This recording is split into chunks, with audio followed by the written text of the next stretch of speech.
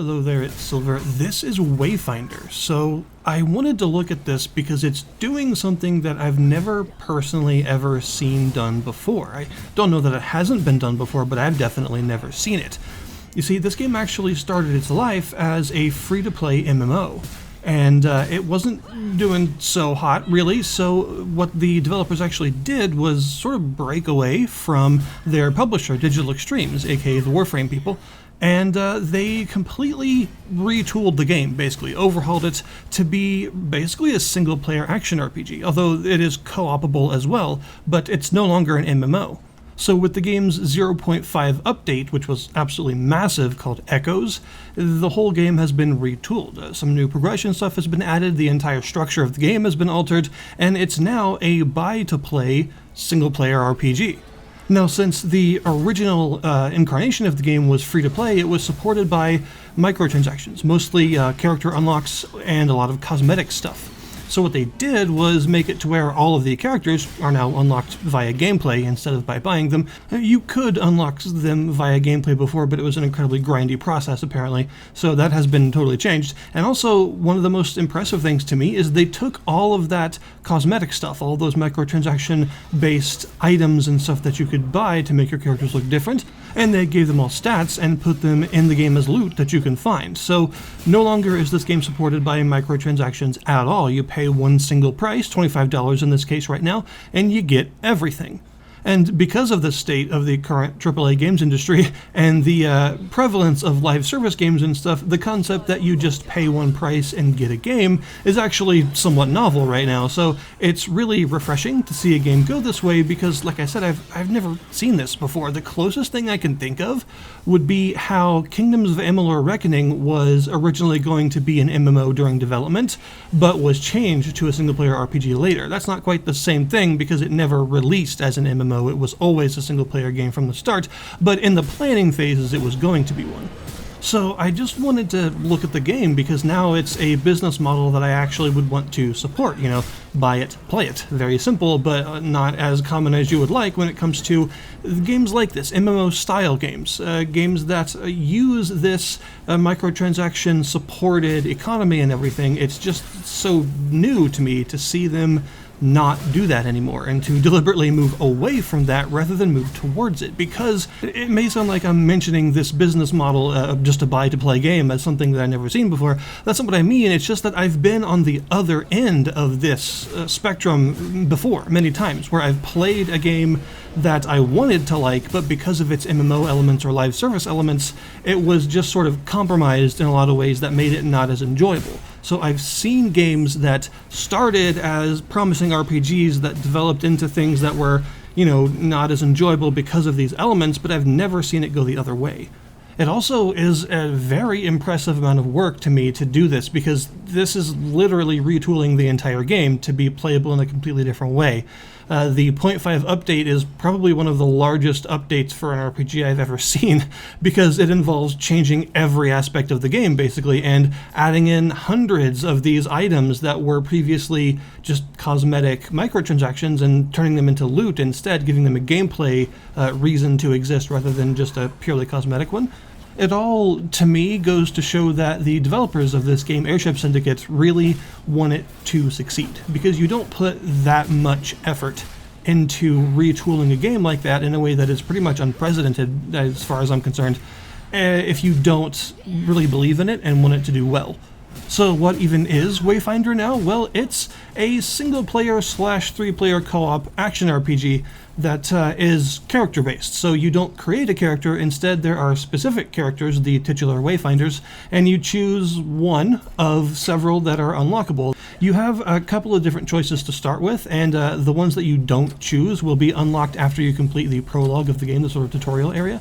And then there are a few more that you can unlock via gameplay, although the game doesn't really tell you how to unlock them. It gives these like one-line hints in the character selection screen, but they're not really that useful to understand how you do it. Just play the game, basically. At certain points you will unlock them. Every character has a list of passive things that affect how they play, as well as 4 different activatable abilities that are sort of their kit. So each character is a really specific, almost MOBA-like kit in terms of how they play.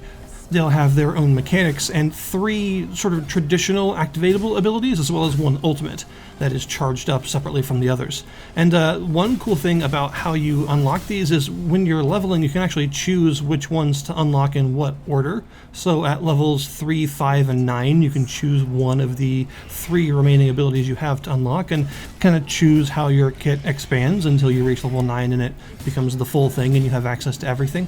But in addition to your 4 abilities, you also have weapons, and the weapons in this game are pretty cool for a couple of reasons. One, they just look neat. They've put a lot of effort into the appearance of all the weapons. They all look really cool, and there are lots of weapon skins and stuff that you can find, and there are still cosmetic rewards in this game, you know, skins, things that don't affect gameplay, things that aren't traditional loot, but they are not microtransaction-based. You find these as rewards in chests or from beating bosses and things like that. You can even buy them in shops for in-game currency and stuff. They are not bought with real money. But the really cool thing about the weapons, aside from the way they look, is the fact that each weapon type sort of has its own mechanics, and several variants of those mechanics depending on which specific weapon you're using. Every weapon has a primary sort of weak attack and a strong attack button, and you can kind of alternate between the two. Different weapons respond in different ways and have different combos for these attacks, but that's generally how it works. And there are even ranged weapons of 3 different kinds, well, 3 different archetypes. There's a lot of ranged weapons, but they also have a strong attack, which is usually a sort of like melee, smacking with the stock or something like that. But each weapon type has its own mechanics and its own ways that it uses them. So each weapon also has a sort of activatable ability on the Q key that changes depending on the type it is, but these are individual. So for instance, you have, say, dual dagger type weapons. There are lots of different dual daggers, and the way the mechanics work for this particular weapon type is that as you do combos, you fill up these little pips on screen, and you can use a strong attack to consume all of them. And depending on how many of the 3 you have lit up, so basically how high your combo is, it'll do a more advanced and powerful strong attack. So you can build it all the way up and do like a really powerful flourish kind of thing that hits everything around you, or you can just build up one and do a really quick slash that gives you a short-lasting buff and stuff like that. So you have quite a few different attacks to use, but you also have this blade dance meter that fills up whenever you use the strong attacks, and the more advanced strong attacks fill it up faster. And once it's full, you can use the Q attack of that particular weapon type, and it will go off and do whatever that attack does, but it'll also put you into blade dance mode, which causes your attacks to hit twice momentarily, so you become really, really powerful for a second. And while you're in blade dance, also some different types of dual daggers have extra effects during that duration.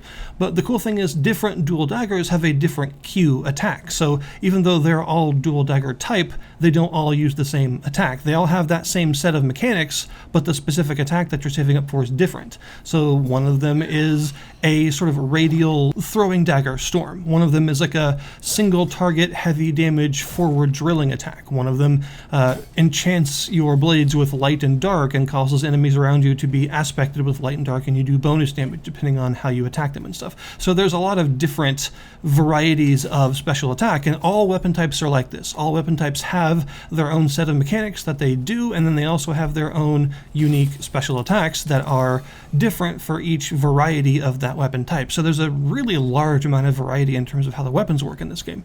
So when you combine the really fun weapon mechanics and all of the various activatable skills for your particular character, you have some really fun combat that's an enjoyable time to just tear through the world or go through a big dungeon crawl and defeat a bunch of enemies. It's a really satisfying combat system that feels good to do well in, if that makes sense. Like, you have different types of dodges depending on the character you're playing. You know, some characters dodge roll, whereas some blink or some dash and leave poison clouds behind and things like that. So you have a decent amount of skillful combat mechanics. It's not just the more classic action RPG / MMO fare of you just have to have the bigger numbers and you sort of auto attack, and if your numbers are bigger then you win. There is actual like skill-based targeting and a lot of weapon combos and stuff to do. So it's a fun combat system, and the different character kits tend to complement different weapon types really well and make them really fun to use together, and that's kind of up to you to decide, because any character can equip any weapon. The dungeon crawling has some pretty interesting mechanics in it as well. You have a set of these dungeons that you can, well, dungeon entrances that you go to, and then you sort of choose a dungeon and it takes you there. So there's like a loading screen in between. It's not like a seamless kind of thing, but it works pretty well. They are clearly put together from like somewhat procedurally generated chunks, but I think that a lot of the chunks are really interestingly hand designed, so it doesn't feel like there's a whole bunch of useless dead ends and weird pieces that you see constantly and things like that. It feels like a pretty cohesive dungeon crawling experience, and they've done a good job of making the dungeons both visually really impressive and fun to go through, but also have a lot of different varieties of things to find and do while you're in there. There are a few different tile sets currently of dungeons to go through, and there are also lots of different sort of landmarks to find in the dungeons that will have a specific event. There are a lot of different events that you can find. Many of these are optional and sometimes can get quite difficult, but they give you really good rewards. So as you're dungeon crawling, you can choose to just go through the dungeon in like a linear sense, just beat chamber after chamber until you reach the end. But you'll also find a lot of optional paths, hidden walls and secrets and stuff, and these various events positioned around the place that you can optionally choose to engage in for some extra challenge but extra reward. And some of these events are actually more puzzly, which is interesting. Some of them are like purely combat-based events where you have to face off against like increasingly difficult waves of enemies until you fight a big elite boss at the end or something like that, whereas others are more like environmental puzzles where you walk around and find switches or buttons, and you have to move certain bits of the environment around or destroy certain walls and things like that with detonators. There are quite a few different things to find, and I appreciate how much variety they've put into the dungeon crawling so far, because it's mostly what you're going to be doing, right? It's an action RPG, so you're going to be dungeon crawling constantly. That's like one of the main things you're here for. So it's good that they have put so much variety and hand design into the dungeons to mean that it doesn't feel like you're repeating the same things over and over again. And one thing I really like about this that helps with the whole like lack of repetition thing is the imbuement system. So you can find these sort of elemental gem thingamajigs that you can plop into this dagger that you use to spawn dungeons. It's a dagger that you sort of cut through the gloom with. By the way, while playing this game, you will hear the word gloom more than you've heard it in your entire life, I pretty much guarantee. But when you use these imbuement things, it alters the dungeon that you generate in different ways, and there are up to 3 slots for these gems to slot into. When you first unlock the mechanic, you'll only have access to 1 slot, but as you go through the story, you'll unlock more of them. And the more imbuement you put in these slots, you get extra experience, and things get much more difficult and can have more specific rewards. But the, massively increased difficulty also comes with some extra benefits and stuff too when it comes to your currencies and various things that you're earning throughout these dungeons, so it's always worth using these if you feel strong enough. And it's a really cool system. You can, at first, since you only have 1 gem slot, you can do things like, say, a solar imbuement, which will cause this sort of solar wind to blow through the dungeon, and it causes all enemies to do some fire damage over time when they hit you, so it just increases your incoming damage a bit, makes you want to avoid attacks a little bit more than usual. But occasionally the wind will blow and enemies will be significantly enhanced during that few second period, and that can be really dangerous in some of the more difficult events where there are a lot of enemies surrounding you. Or you could choose a chaos imbuement, which causes this sort of trickster to drop bombs around you at random intervals as you're going through the dungeon. Sometimes chests will just be full of bombs as well as rewards. Sometimes bombs will just spawn around you during combat and things like that, and you've got to be careful about just standing still for too long, basically, because there are explosives raining down on the place at random intervals. But once you get multiple slots, you could, say, combine a solar and a chaos imbuement at the same time, and you'll get something else that causes these sort of incendiary bombs to drop occasionally and create these big sections of fiery ground that you can't step on without taking a huge amount of damage, but they also damage the enemies. So basically, if you use that specific combination, you have to go through the dungeon playing the floor is lava the whole time and try not to stand still because everything's going to be constantly on fire. And this, of course, drastically increases the difficulty of the dungeon, but it also gives you like a 20% XP boost and some extra rewards, so it's a really fun challenge to do, and that's just how this system works. It's all about sort of dialing up the challenge on purpose in specific ways by combining these imbuements in different amounts. The shadow one is pretty dangerous, but if you do 2 shadow ones at once, it gives some extra new effects. So I like the fact that the imbuements they don't affect you separately if you have more than one of them. They combine to form something new that the individual ones didn't do on their own. So the combination of the imbuement system and the event system throughout the dungeons is kind of like the combination of the weapon mechanics and the character ability mechanics, and that they just combine together to make that part of the game a lot more varied and interesting and fun to interact with. There is also an overworld to explore, although it's relatively small right now. In the current version of the game, it's only one major area called the Highlands. It's a good size for like an initial area, but it's not massive or anything. It's not like a full MMO world size or anything. But it is at least full of stuff to do, and there are random events that can spawn, some of which can give you really good rewards, including characters. There are a few characters that you can unlock by exploring in the world rather than dungeon delving. So there are several reasons to do so, and there's also some other things you can find in the world, like NPCs, lots of side quests to do, and a lot of these side quests reward you with experience boosting consumables that allow you to like rapidly level up new characters without having to dungeon crawl from the start. But I think probably one of the game's most significant points is all about its progression, because this game has a lot of different ways to get stronger. There are a ton of different things that you can do to improve your power. You have an overall power rating that's just a singular number that says roughly how strong you are, and every dungeon will have a power rating range that shows you, like, basically how strong you should be-ish to fight through that dungeon. There are boss areas as well, by the way, that you can create once you get the specific items you need to make a sort of key that takes you to the boss areas. Bosses are pretty difficult in this game and really involved. Often they have a lot of mechanics, and they clearly have gone to the sort of MMO raid school of boss design, and I mean that in a good way. They're really fun bosses that are quite challenging, and pretty long fights with a lot of things to learn. And you can use the imbuments on the bosses as well, by the way, to increase their challenge even more. They get really hard if you do this, but you can get some like legendary rewards too. But yeah, when it comes to getting stronger, you have things like the obvious, leveling up.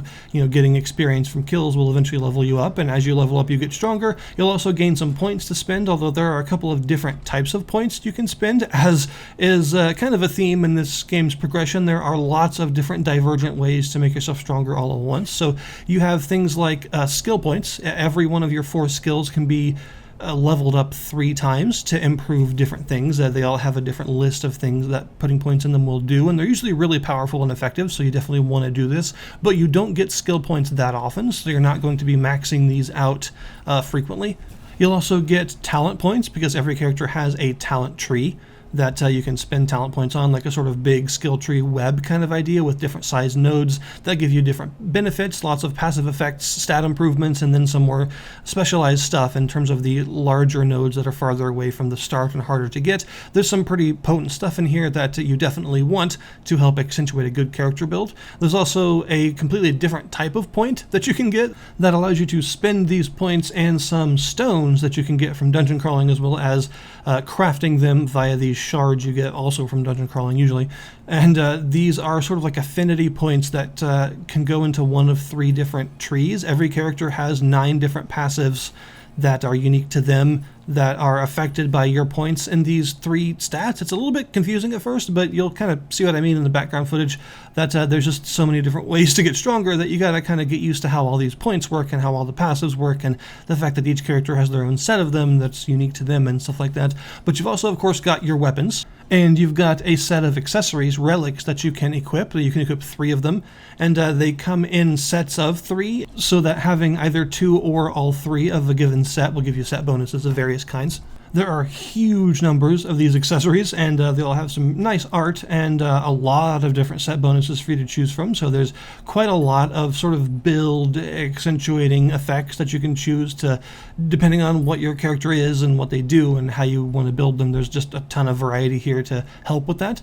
You've also got the echoes themselves. Pretty much every enemy, including bosses, can drop an echo, and these are passive improvements that you can equip in various slots. There are 5 different varieties of slot, and your character, as well as your weapon and all of your accessories, will have different numbers of different kinds of slots, and you can slot in any of the echoes you currently have that fit that type. So a little bit like materia-like almost, kind of. But there's also a system of cost. Every echo has a certain cost associated with it, and your character, as well as all of your gear, have a different amount of capacity, so that you can only put however many cost worth of echoes that your capacity can hold. And your character's capacity will increase as you level up, and there are also some nodes on the skill tree and stuff that can give you more, and your weapons and gear will usually have a higher capacity if they're simply a higher level version of that piece of gear.